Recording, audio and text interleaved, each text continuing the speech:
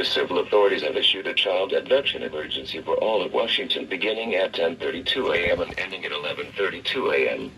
The Washington State Patrol, on behalf of the Kitsap County Sheriff's Office, has issued an Amber Alert for a 4-year-old male named Teddy Templeton. Victim is 4 foot 0 inches tall, weighs 40 pounds, has blonde hair and blue eyes.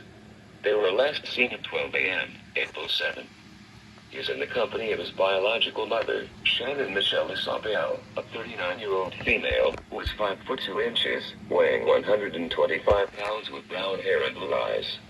They may be traveling in a 2005 blue Kia Spectra Sedan with Washington tags, VER 2466.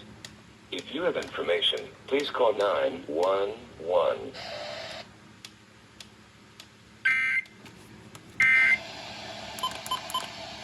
Casey, now, better model for.